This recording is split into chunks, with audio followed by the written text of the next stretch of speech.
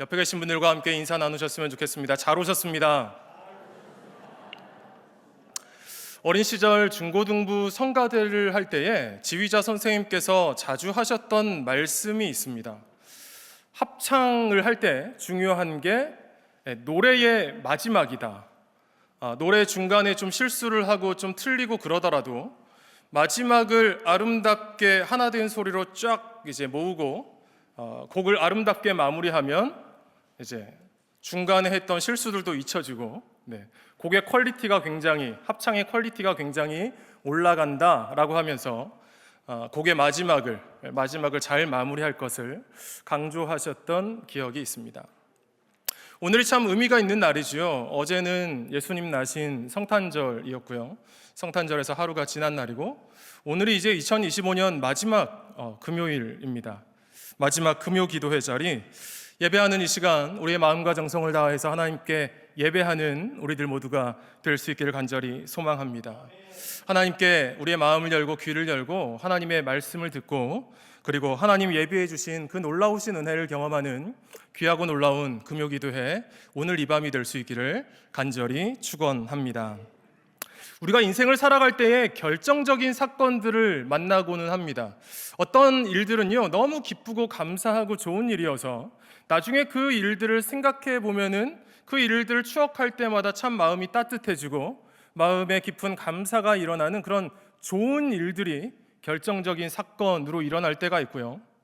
또 반대로 아주 가슴 아프고 힘든 기억이어서 그 일을 기억할 때마다, 그리고 그 사건을 경험할 때에 마음의 트라우마가 남는 것 같은, 마음의 커다란 생채기가 나는 것 같은 그런 아픈 사건이 우리 삶의 결정적인 사건으로 일어날 때도 있습니다. 여러분, 오늘은요, 하나님의 사람 요셉에게 일어났던, 그의 인생 가운데 있었던 결정적인 사건 한 가지를 우리가 좀 살펴보려고 하는데요, 그것은 바로 자기 형들에 의하여서 요셉이 구덩이에 빠졌던 사건이었습니다. 여러분, 이 사건을 보기 위해서 먼저 창세기 37장 20절 말씀을 함께 좀 읽어봤으면 좋겠는데요, 화면을 보면서 함께 읽도록 하겠습니다. 자, 그를 죽여 한 구덩이에 던지고 악한 짐승이 그를 잡아먹었다 하자. 그의 꿈이 어떻게 되는지를 볼 것이니라 하는지라. 아멘. 형들이 하는 이야기이죠. 아버지의 심부름으로 지금 형들을 찾아가서 형들을 만나려 찾아오는 그 요셉을 보고 형들은 먼저 요셉을 죽이려고 했어요. 그런데 다행히 요셉을 죽이는 것은 아니라 구덩이에 빠뜨리게 되고, 또 다행히 그 구덩이에 물이 없어서 그 구덩이에 빠진 요셉이 목숨을 건지게 됩니다. 그리고 이렇게 이 구덩이에 빠지는 이 사건으로 인하여서 요셉의 삶에 아주 커다란 변화가 일어나게 되지요. 여러분, 먼저 요셉의 신분이 이 사건으로 인해서 완전히 뒤바뀌어지게 되는데요, 여러분이 구덩이에 빠지기 전에 요셉은 어떤 사람이었습니까? 아버지의 편애를 받던, 특별한 사랑을 받던 부잣집 도련님이 요셉이었습니다. 성경을 보면 요셉이 채색 옷을 입었다라고 하는데, 여러분, 이 채색 옷은 옷에 아름다운 색깔이 있는, 컬러가 있는 그런 옷이 아니라 그 당시에 높은 자리에, 관리와 같은, 지도자와 같은 높은 자리에 올라간 사람들이 입었던 옷이 이 채색 옷이었어요. 노동할 필요가 없는, 일하지 않아도 되는 사람들이 입었던 옷이 이 채색 옷이었습니다. 여러분, 형들에게는 입히지 않았던 채색 옷을 이 요셉에게 입혔다라는 것은요, 지금 형들은 이 떼약볕에 밖에 빈 들에 나가가지고 힘들게 일을 하고 땀 흘리며 고생하고 수고하고 일을 하고 있지만, 요셉 너는 일하지 않아도 돼, 일하지 마라고 아버지가 공식적으로 허락을 해주는, 아버지가 인증을 해주는 그런 옷이 이 채색 옷이었습니다. 그런데 이 형들에 의해서 이 구덩이에 빠졌던 그 사건으로 인하여서 이 부잣집 도련님이었던 이 요셉이 한순간에 외국인 노예로 팔려가게 되어버리고 말지요. 이렇게 신분이 바뀌어 버리고 맙니다. 그리고 이렇게 신분이 바뀌는 것만이 아니라 이 구덩이에 빠졌던 이후의 사건들을 보면 요셉이 좀 사람이 좀 바뀌는 것 같은 그런 기분을 우리가 성경 말씀을 읽으면서 받을 수가 있어요. 여러분, 이 구덩이에 빠지기 전에 요셉은 어떤 사람이었습니까? 집에서 형들에게 자기 꿈을 자랑하던 소년이었죠. 여러분, 저는 어렸을 때에 교회 학교에서 이 요셉의 설교를 들으면서 자기 꿈을 자랑하던 요셉의 나이가 한 6살, 7살쯤 되는 줄 알았습니다. 그런데 아니지요. 성경의 37장 2절은 이렇게 말씀하고 있어요. 요셉이 몇 살이요? 17세의 소년으로서. 물론 이 창세기에 이 시대에 살았던 사람들의 나이와 오늘날 2025년을 살아가는 이 시대의 우리들의 나이를 똑같이 이렇게 비교할 수는 없겠지만, 여러분 17살의 이 청소년이, 이 청년에 가까운 이 요셉이 자기 꿈을 자랑을 하는 이 장면을 한번 생각을 해보시기 바랍니다. 어떻게 보이십니까? 네. 여러분들이 대답을 안 하셔야 제가 대답을 하죠. 네, 잘난 척하는 거죠. 네, 잘난 척하는 것이요. 여러분, 제주도 말로 잘난 척하다를 뭐라고 하는지 아세요? 뺄라지다라고 합니다. 네, 요셉 걔는 굉장히 잘난 척하는 아이예요. 이 서울 말을 제주도 말로 바꾸면 요셉 가인은 잘도 뺄라진 아이 마심, 이게 이렇게 되는 것이에요. 네, 웃어주셔서 감사합니다. 네. 여러분, 제가 제주도에서 자라보면서 이 뺄라진 아이들에게 없는 게 뭔지를 알았어요. 뭐가 없는지 아세요? 뺄라진 아이들에게는 친구가 없어요. 좋아하는 사람들이 없어요. 이 잘난 척했던, 이 뺄라졌던 이 요셉도 모든 형들이 요셉을 시기하고 미워했죠. 네. 그 아버지 품 안에 있었던 요셉은, 구덩이에 갇히기 전에 요셉은 아직 좀 미성숙했던, 자기 자랑을 아무렇지 않게 했던 그런 미숙한 소년의 모습이었다라는 것입니다. 그런데 여러분, 그랬던 소년이 이 구덩이에 갇힌 이 결정적인 사건 이후에 좀 달라지는 것을 볼 수가 있습니다. 완전히 달라지는 것을 볼 수가 있어요. 여러분, 우리 39장 2절에서 4절 말씀 함께 읽어보도록 하겠습니다. 여호와께서 요셉과 함께 하심으로 그가 형통한 자가 되어 그의 주인 애굽 사람의 집에 있으니 그의 주인이 여호와께서 그와 함께 하심을 보며 또 여호와께서 그의 범사에 형통하게 하심을 보았더라. 요셉이 그의 주인에게 은혜를 입어 섬김에 그가 요셉을 가정 총무로 삼고 자기의 소유를 다 그의 손에 위탁하니. 아멘. 이제 요셉이 보디발의 집에 그 외국인 노예로 팔려가게 되는데, 요셉이 하는 일마다 결과가 좋은 것이에요. 요셉의 집안의 청소를 맡으면 집안이 깨끗하게 되고요, 완전히 깔끔하게 되고, 재정을 맡으면 통장의 잔고가 늘어나는 것이지요. 요셉을 만나는 사람마다 요셉을 칭찬하고 요셉으로 인하여서 함께 기뻐하고 즐거워하는 것이에요. 그러니까 그 모든 상황을 보았던 그 집주인이었던 보디발이 요셉에게 집안의 모든 일을 다 맡겨버리게 되는 것이죠. 그리고 성경은 이런 역사가 요셉이 가지고 있었던 어떤 실력이나 요셉의 강점 때문이 아니라, 요셉의 어떤 장점이나 그가 잘했던 어떤 무언가 때문이 아니라, 여호와께서 요셉과 함께 하셨기 때문에 일어나는 일이다 말씀을 하고 있습니다. 그러니까 구덩이에 갇히기 이전에 그 미숙한 성품으로 그 자기를 자랑하고 사람들에게 미움을 받던 그런 인생이 아니라, 그 구덩이에 빠졌던 그 사건 이후에는 이제는 하나님과 함께하는 인생, 하나님의 은혜로 인도함을 받는 인생으로 변화되게 되었다라는 것입니다. 성도 여러분, 먼저 우리들 모두에게, 이 시간 예배하는 여러분들 모두에게 이런 은혜가 있게 되시기를 간절히 기도드립니다. 하나님께서 함께 해주시는 은혜, 하나님께서 우리의 인생길을 인도해 주시는 은혜, 그래서 어디를 가든지 무엇을 하든지 하나님의 영광을 드러내고, 또 세상의 많은 사람들도 하나님의 자녀된 나를 보며 칭찬하고 사랑하고 또 하나님을 인정하게 되는 놀랍고 귀한 그런 은혜가 우리들 삶의 자리에 충만하게 임하시기를 간절히 기도드립니다. 그런데 여러분, 여기서 한번 우리가 좀 생각을 해보았으면 좋겠어요. 만약에 우리에게 요셉과 같은 그런 결정적인 사건이 일어난다면 나는 어떻게 반응을 할 것인가 라고 말입니다. 그러면 여러분, 우리는 아마도 하나님, 제게 왜 이런 고난을 주시나요? 하나님, 어떻게 저에게 이러실 수 있나요? 제가 얼마나 하나님을 섬겼는데, 얼마나 열심히 주의를 지켰는데, 하나님, 제가 헌금 생활을 얼마나 열심히 했는데 제게 이런 고난을 주시나요? 이렇게 말할 수가 있을 것 같습니다. 우리는요, 요셉처럼 이렇게 구덩이에 빠지게 되면, 그런 어려움이 닥치면 보통은 믿음이 식어버립니다. 하나님을 향해서 불평하고 원망하고 하나님께 손가락질하는 것이, 하나님을 비난하는 것이 우리의 모습일지 모릅니다.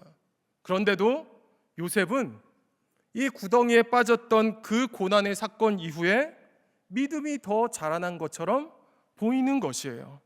그렇다면 요셉은 어떻게 그럴 수가 있었을까요?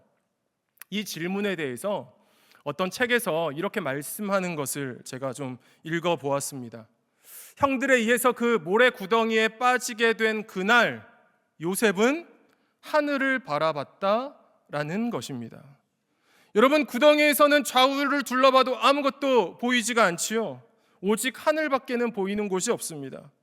요셉은 그 하늘을 바라보면서 하나님의 도우심을 구했다라는 것이에요. 아마도 이렇게 기도하지 않았을까요? 하나님, 제 인생은 여기 모래 구덩이에서 제 인생이 끝이 났습니다. 저는 여기서 죽은 것이나 마찬가지입니다. 이제는 하나님께서 저를 좀 붙들어 주십시오. 하나님께서 제 인생을 좀 인도해 주십시오. 아마도 요셉이 이렇게 기도하지 않았을까요? 그런데요, 여러분, 사실 이것은 성경에 구체적으로 나와 있지 않기 때문에 우리가 성경 말씀을 읽으면서 거룩한 상상력으로 추측을 해보는 것이지요.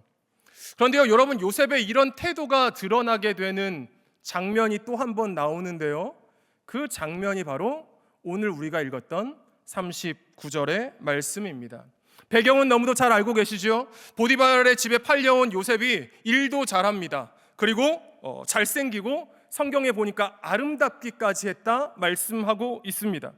그러자 문제가 벌어지게 되는데 그 주인이 아니었던 그 보디발의 아내가 요셉을 유혹하기 시작하는 것이에요. 그리고 그때에 그 아내가 자기를 유혹할 때에 그 보디발의 아내에게 요셉이 했던 말씀이 바로 오늘 읽었던 9절 말씀이지요. 여러분, 화면을 보면서 9절 말씀의 중간까지만 우리가 함께 좀 읽어보았으면 좋겠습니다. 함께 읽겠습니다. 이 집에는 나보다 큰 이가 없으며 주인이 아무것도 내게 금하지 아니하였어도 금한 것은 당신뿐이니 당신은 그의 아내임이라. 그런즉, 잠깐 말씀을 계속 좀 띄워주시겠어요? 자, 9절, 여기까지 요셉이 무슨 이야기를 하는지 좀 보세요. 이 보디발의 아내에게 자기 주인 보디발의 이야기를 해요. 주인께서 저를 이 집의 총무로 삼아주셨습니다.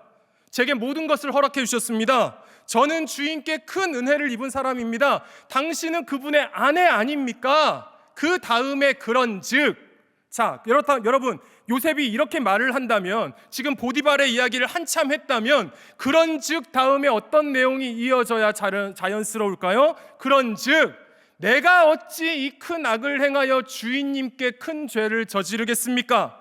저는 주인님께 그럴 수 없습니다. 저는 주인님께 배은망덕한 그런 짓을 할 수가 없습니다. 여러분, 이렇게 나와야 자연스러울 것 같지 않으십니까? 그런데 요셉은 어떻게 대답을 하나요? 어떻게 말씀하나요? 이어지는 그 다음을 읽어보겠습니다. 그런즉 내가 어찌 이 큰 악을 행하여 하나님께 죄를 지으리까? 아멘. 여러분, 오늘 이 보디발의 아내에게 요셉은요 무엇이라 말씀하냐 하면, 보디발에게 죄를 짓는 것이 아니라 누구에게? 하나님께 죄를 짓는 것이라 말씀하고 있어요. 무엇인가요? 지금 요셉이 바라보고 있는 것은 하나님이시라는 것이에요. 요셉은 그 인생 가운데 구덩이에 갇히고 지금 노예로 팔려오게 되었지만 그 고난 속에서 요셉이 바라보고 있는 분은 오직 하나님밖에 없다 말씀하고 있는 것이에요. 그리고 보디발의 집에 팔려온 지금도 요셉이 신경 쓰고 있는 것은 나를 바라보고 계시는 하나님의 시선이다. 나를 바라보시는 그 하나님의 눈빛 앞에서, 하나님의 시선 앞에서, 하나님의 존전 앞에서 내가 이런 큰 악을 지을 수가 없습니다. 이렇게 고백하고 있는 것입니다. 여러분, 우리가 요셉의 인생을 살펴볼 때요, 요셉의 말씀을 볼 때에 우리가 오해를 하면 안 돼요. 어떤 오해냐 하면, 요셉이 어렸을 때에 하나님이 주신 그 꿈 한 번 때문에 꿈 한 번 잘 꿔가지고 잘 된 인생이 아니라는 것이에요. 절 받는 꿈을 꾸고 난 다음에 30살의 애굽의 총리에 오르는 대박을 치는 그런 어마어마한 인생이 아니라는 것이에요. 여러분, 말씀을 보면 요셉의 인생은요 점점 곤두박질 치는 인생이었습니다. 부잣집 아들에서 외국인 노예로, 또 나중에 보면은 감옥에 갇히게 되는, 누명을 쓰게 되는, 인생이 안 풀려도 이렇게 안 풀릴 수가 있나 하는 비참한 인생, 내리막길을 계속 걷는 인생이 요셉의 인생이었어요.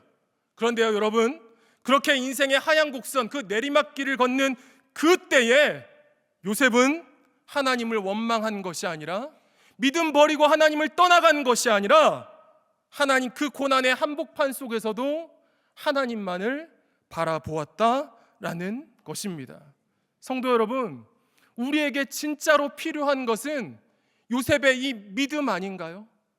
우리에게 진짜로 필요한 것은 오늘 요셉이 보여주고 있는 이 태도, 이 자세, 요셉의 관점인 줄로 믿습니다.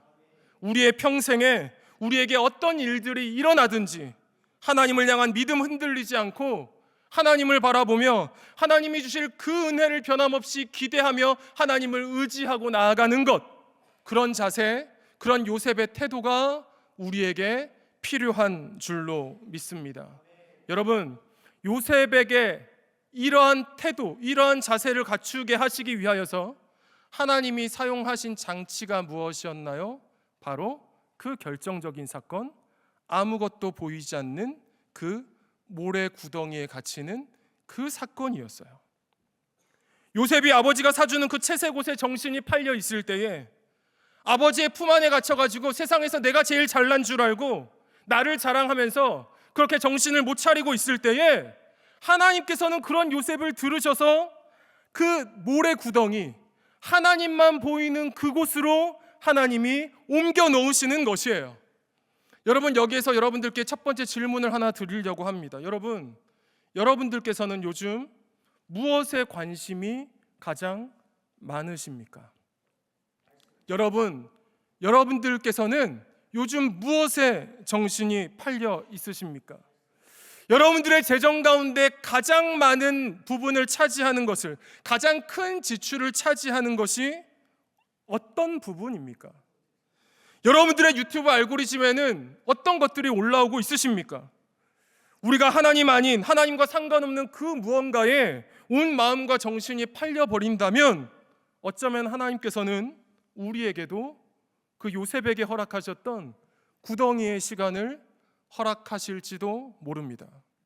여러분, 이 모래 구덩이는요, 어디 너 한번 혼나봐라, 어디 너 한번 당해봐라, 하나님이 주시는 그런 괴로움의 시간이 아니라, 요셉아, 형찬아, 세상에 정신 팔려 있지 말고 너를 사랑하는 나를 좀 바라봐라, 하나님을 좀 바라보라고 하시는, 우리를 향하신 하나님의 사랑의 마음, 하나님께서 우리를 기다리시는 장소가 어쩌면 그 모래 구덩이인지 모릅니다. 그래서 여러분, 그곳이 아무리 깊은 구덩이라 할지라도 하나님만 보이는 그곳이 우리가 하나님을 예배하는 자리인 줄로 믿습니다. 하나님만 보이는 그곳이 우리가 하나님께 무릎 꿇어야 할 장소인 줄로 믿습니다. 하나님만 보이는 그곳이 우리가 하나님과 가장 가까운 자리인 줄로 믿습니다. 성도 여러분, 여기서 저는 여러분들께 두 번째 질문을 드리려고 합니다. 여러분들의 올 한 해, 여러분들의 2025년에는 어떤 구덩이가 있으셨습니까? 저는 올해 어느 교회에 담임 청빙에 지원을 했었습니다. 그 교회는 제가 한 15년 전쯤에 섬겼던, 부목사로 섬겼던 교회였는데요. 그 교회에 있을 때 제가 결혼을 했고요. 그 교회에서 목사 안수를 받았습니다. 그리고 그 안수를 받는 그 해에 저희 집에 딸이 태어났습니다. 그러니까 그 교회는 제 인생에 많은 이야기가 있었던 그런 교회였죠. 그런데요, 보통은 그 청빙 설교를 그 청빙하는 그 교회에 가서 하는데, 이 교회는 특이하게 제가 영락교회에서 설교할 때에 오신다고 연락을 하신 것이었어요. 그래서 문제가 생겼는데 너무 이제 판이 커져 버렸습니다. 너무 많은 분들이 이제 아시게 되었어요. 일이 너무 커져 버린 것이에요. 너무 소문이 많이 난 것이죠. 그래서 제가 섬기는 북한 선교부에서도 막 소문이 많이 나고, 제가 섬기는 우리 육교구에서도 소문이 나서 권사님들은 막 이제 흥분하셨어요. 그날 되면 목사님 응원하러 가야 돼. 우리 가서 막 아멘 크게 하자. 막 권사님들이 한 분이 이렇게 하시면 안 돼, 안 돼. 아멘 너무 크게 하면 동원된 것 같아. 안 돼. 조용히 그냥 가서 응원하자. 막 아무튼 교구에서 막 이렇게 난리가 났습니다. 감사하게도 그분들의 기도와 응원 덕분에 그날 이제 그분들이 오시는 그때에 9월쯤이었는데 청빙 설교를 잘 마칠 수가 있었습니다. 설교를 마치고 사무실에 저희 교역자 사무실에 돌아갔는데 지금 막 이제 올해 부임하신 1년차 목사님들 4분이 찾아와 가지고 막 인사를 하면서 막 이제 너스레를 떠는 거죠. 목사님 감사합니다. 왜? 저희들도 오늘 이제 후배 목사님들을 받게 되었습니다. 막 하면서 목사님 가시면 이제 후배 목사님 들어올 거 아닙니까? 목사님 오늘 그렇게 설교하셨는데 떨어지는 건 말도 안 됩니다. 네, 합격입니다. 막 하는 거예요. 네, 반응이 좀 좋았습니다. 그리고 저도 좀 이렇게 말씀드리면 죄송하지만 영락교회에 있었던 7년 가운데 가장 잘한 설교가 그때가 아니었나 하는 약간 교만한 마음도 생기면서 그런 기분이 들었죠. 그런데 결과가 어땠을까요? 제가 여기 있는 거 보시면 아시겠죠? 네. 안 됐습니다. 네, 떨어졌어요. 처음에는 담담하더라고요. 네, 떨어졌다는 연락을 받고 먼저 이제 부모님께 연락을 드리고 그리고 추천해 주신 담임 목사님께 보고를 드리고 동료 목사님들께도 안 됐다, 떨어졌다, 뭐 담담하게 얘기를 했습니다. 근데 시간이 좀 지나가니까요, 충격이 이제 스물스물 오는 것이에요. 제가 최선을 다해서 준비했고 어쩌면 제가 할 수 있는 최고의 설교를 했는데도 떨어졌으니까 내가 이번이 아니라 다른 교회에 지원을 할 때에도 다음번에도 이렇게 잘 될 수 있을까 하는, 내가 이번만큼 잘할 수 있을까, 그때도 좀 잘 안 되는 거 아닐까 하는 막 걱정과 소심함과 두려움이 찾아오는 것이에요. 그래서 점점 이제 또 의욕이 없어지고 힘이 빠지는 것이죠. 무슨 일을 해도 막 열심히 하고 싶은 의욕이 생기지가 않았습니다. 여러분, 목회자들은 슬럼프가 어떻게 오는지 아세요? 성경에 이 방대한 내용이 있는데 이 성경책 가운데 설교할 거리가 아무것도 없는 것처럼 느껴질 때가 목회자에게 슬럼프가 올 때입니다. 저는 이제 매주 지금 자유인 예배, 탈북하신 자유인 예배에서 매주 설교를 하는데 예전처럼 막 기쁘고 감사한 마음으로 설교를 감당하는 게 아니라 막 꾸역꾸역 억지로 막 이제 하는 것 같은 그런 기분이 드는 것이에요. 그런 시간을 한 10월과 11월 이렇게 보내면서 그런 생각이 들었습니다. 내가 겪고 있는 이게 요즘 젊은 사람들이, 요즘 많은 사람들이 말하는 번아웃 비슷한 증상인지도 모르겠다. 다 힘이 빠져버리고 탈진해버리고 소진해버리는 그런 번아웃 비슷한 그런 건지도 모르겠다. 그런 생각이 좀 들었습니다. 그런데요, 몇 주 전이었어요. 12월 초에 그 을지로 삼가역에서 영락교회 쪽으로 올라오는 그 큰 길, 그쪽에 이제 신한카드 빌딩 이렇게 있지 않습니까? 이렇게 걸어서 교회 쪽으로 올라오는데 갑자기 제 머릿속에 끝났다라고 하는 생각이 갑자기 확 드는 것이에요. 어떤 느낌이냐 하면 제가 상황을 보고 제가 판단을 해서 이제 끝나가는구나, 제가 스스로 제 머리로 생각하는 게 아니라 그냥 끝났다 세 글자가 제 머리에 와서 팍 박히는 것 같은 그런 기분이 드는 것이에요. 이상하잖아요. 예배하는 시간도 아니고 기도하는 시간도 아니고 교회도 아니고 길거리를 걸어가는데 끝났다니요. 이상해서 예배하면서 기도하면서 하나님께 여쭤봤죠. 하나님, 뭐가 끝났습니까? 하나님이 주시는 말씀 맞습니까? 저는 그대로입니다. 아무런 상황도 바뀐 게 없습니다. 뭐 하나 좋아진 게 없어요. 뭐가 끝났다는 말씀이신가요?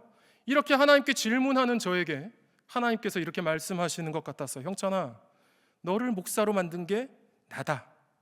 너에게 하나님의 일, 나의 일을 맡긴 것도 나다. 그러니까 네가 나의 일, 하나님의 일을 하면서 겪고 있는 아픔, 문제, 어려움은 다른 사람이 아니라 내가 끝을 낸다. 마치 회사에서 열심히 일하고 있는 그 회사의 직원에게 회사 일을 하다가 다치거나 문제가 생기면 보험 처리를 그 회사가 해주는 것처럼 하나님의 일을 하고 있는 저에게 그 가운데 겪고 있는 문제와 어려움을 다른 것이 끝내주는 것이 아니라, 다른 사람이 도와주는 것이 아니라 하나님께서 끝내주신다라는 그런 말씀을 제게 하시는 것 같았어요. 그런데요, 신기하게도 그 말씀, 그 마음이 제게 느껴진 그 이후부터 제가 조금씩 회복이 되기 시작했습니다. 여러분, 우리에게도요, 요셉처럼 구덩이에 갇히게 되는, 구덩이에 빠지게 되는 그런 시간이 있습니다. 그런데 확실한 것은요, 그 시간을 끝내시는 분은 하나님이시라는 것입니다. 하나님께서 끝내시는 그 시간이 오기까지 그 구덩이 속에서 우리가 해야 할 일은, 그 구덩이에 갇힌 그 상황 때문에 우리가 분노를 하고 낙심하고 하나님을 떠나고 믿음을 저버리고 망가지는 인생길 가는 것이 아니라, 오히려 구덩이에 갇혀 있었던 그 오늘 말씀의 요셉처럼 하나님을 바라보는 인생으로 바뀌어지는 것입니다. 요셉처럼 사람들 눈을 신경 쓰는 것이 아니라 나를 바라보시는 하나님만 신경 쓰는 인생으로 거듭나게 되는 것인 줄로 믿습니다. 여러분, 이러한 변화가 우리의 심령 가운데, 우리의 삶의 자리에 일어나게 되시기를 주님의 이름으로 간절히 축원드립니다. 우리에게 닥친 그 구덩이 속에서 눈을 들어서 하나님을 바라보고 하나님께 기도하고, 그렇게 하나님께로 우리가 더 가까이 나아갈 때에 우리가 갇혀있는 그 구덩이는 원수들이 우리를 죽이려고 파놓은 죽음의 장소가 아니라 하나님을 만나게 되는 하나님과 가장 가까운 장소가 될 줄로 믿습니다. 그 구덩이 속에서 하나님께서 우리에게 크신 은혜 베풀어 주실 줄로 믿습니다. 어제가 성탄절이었습니다. 여러분, 이 땅에 사람의 몸으로 오신 성육신 하신 예수님의 다른 이름이 무엇인가요? 마태복음 1장 23절엔 이렇게 기록되어져 있죠. 함께 읽어보겠습니다. 보라, 처녀가 잉태하여 그의 이름은 임마누엘이라 하리라 하셨으니 하나님이 우리와 함께 계시다 함이라. 아멘. 이를 번역한 즉부터 다시 한번 읽어볼까요? 다시 한번 띄워주시겠어요? 이를 번역한 즉 하나님이 우리와 함께 계시다 함이라. 아멘. 여러분, 예수님은요, 하나님께서 우리와 함께 계시다라는 가장 강력한 증거이십니다. 하나님께서 우리와 함께 하시다라는 그 사실, 그 진리를 보여주시기 위하여서 이 땅에 오신 분이 그 아들 예수 그리스도시라는 것이에요. 이 성탄의 계절에 하나님께서 오늘 나와 함께 계심이 가슴 절절하게 깊은 감동으로 우리 가슴 깊숙이 새겨질 수 있게 되기를 간절히 기원합니다. 오늘까지 나를 인도하신 에베네셀의 하나님, 오늘 나와 함께 하시는 임마누엘의 하나님, 그리고 여호와 이레 되시는 하나님께서 우리의 앞길을 책임져 주실 줄로 믿습니다.